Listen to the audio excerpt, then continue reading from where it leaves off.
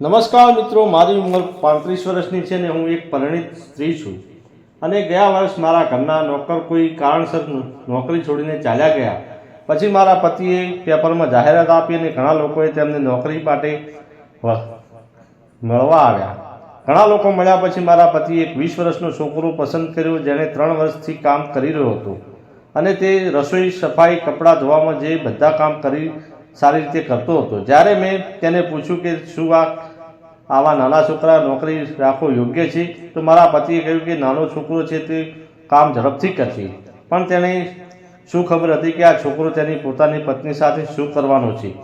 મિત્રો, મારા પતિની ઉંમર 40 વર્ષની છે અને આવી સુંદર પત્ની તરફ ધ્યાન પણ નથી આપતો. આ બધું હોવા છતાં મેં એક આદર્શ પત્નીની ફરજ નિભાવી છે અને મેં બીજા કોઈ માણસ તરફ જોયું પણ નથી. પણ જ્યારે તે નવા છોકરાને નોકરીએ રાખ્યો ત્યારે મેં મારી શાલીનતાને છોડી દીધી અને હવે હું તમને નોકર વિશે જણાવું છું. એક 20 વર્ષનો યુવાન અને સારી રીતે તૈયાર થયેલો છોકરો છે. તેનું શરીર એકદમ ફિટ છે અને મને આંટી કહેતો હતો, તમે તેને પણ જે પણ કામ કરવા માટે કહો તે ભાગીને તે કરી લેતો. કામ કરતી વખતે તે ક્યારેય વાદ વિવાદ ન કરતો. સાદી ભાષામાં કહીએ તો તે એક આદર્શ સેવક હતો. મને તેના પ્રત્યે એવું કોઈ આકર્ષણ નહોતું, પરંતુ એક દિવસ કંઈક એવું બન્યું કે મને તેને પ્રેમ કરવાની એટલી તીવ્ર ઈચ્છા થઈ કે મારે ઘર સાફ કરવું પડ્યું. ત્યાંથી મેં મારી મદદ માટે મારી સાથે તેને રાખ્યો. હું સરળ જગ્યાએ સાફ કરતી હતી અને તે મુશ્કેલ જગ્યાએ સાફ કરી રહ્યો હતો. તે સમયે બંને અમે રસોડામાં હતા. હું નીચે સાફ કરી રહી હતી અને મેં તેને સ્ટૂલ ઉપર રાખ્યો હતો. તે તેના કપડાં ગંદા ન થાય તે માટે શર્ટ કાઢી નાખ્યો હતો. હવે ઉપર તેણે માત્ર બનિયાન પહેર્યું હતું અને નીચે પાયજામો પહેર્યો હતો અને તેની હલચલના કારણે સ્ટૂલ લપસી ગયું. તરત જ મેં મારું કામ છોડીને સ્ટૂલ પકડી લીધું જ્યાંથી તે પડી ન જાય. મેં તેને કહ્યું, શાંતિથી કામ કર, ક્યાંક પડી ન જાય, ધ્યાન રાખજે. તેણે કહ્યું, ઠીક છે આંટી. હવે હું સ્ટૂલ પકડી રાખી હતી એટલે તે બેદરકાર બની ગયો અને જોરથી સાફ કરવા લાગ્યો. તેથી હલચલને કારણે તેનું શરીર અચાનક મારા મોઢાને સ્પર્શ થયું અને તેને જોતાં જ મારા શરીરમાં કરંટ વહી ગયો. મને ખબર નહોતી કે મારા પતિ સાથે ક્યારેક સમય પસાર કર્યો છે. પછી મને તરત જ તેને પ્રેમ કરવાનું મન થયું. પછી મારા મોઢા પર પાણીનું ટીપું પડ્યું. તે ઉપર જોયું તો તેના શરીરમાંથી પરસેવો ટપકતો હતો. તે પછી મેં મારા શરીરનો જાદુ ચલાવવાનું શરૂ કર્યું. હવે રસોડામાં કામ કરતી વખતે હું વારવાર તેની તરફ આવવા લાગી. હું તેને વારવાર સ્પર્શ કરવા લાગી અને હું તેને જુદી જુદી રીતે સ્પર્શ કરવા લાગી રહી, જેથી તે મારા હુસેનની જાળમાં ફસાઈ જાય. અને આ કાર્યથી ઘણો સમય પછી થઈ ગયો, પરંતુ હું તેની આંખોમાં મારા માટે પ્રેમ જોઈ શકતી નથી.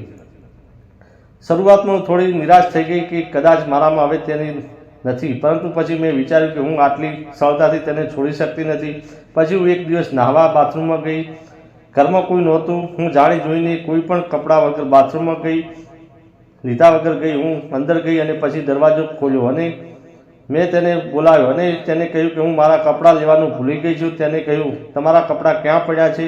મેં એને કહ્યું કે પલંગ પર પડ્યા છે. તો તેને કહ્યું, ઠીક છે, હું લઈ આવું છું. પછી 1 મિનિટમાં તે કપડાં લઈને બાથરૂમની બહાર આવ્યો અને મને બોલાવીને હું કપડાં વગર અંદર હતી અને મારું શરીર ભીનું હતું. તે ઝડપથી મારા ચહેરા પર સાબુ નાખ્યો અને મેં બાથરૂમનો દરવાજાને ખોલ્યો. મને કાંઈ દેખાતું નહોતું. દરવાજો ખોલતાની સાથે જ તેની નજર મારા પર પડી અને મને જોતાં જ તેનું મોં ખુલ્લું જ રહી ગયું.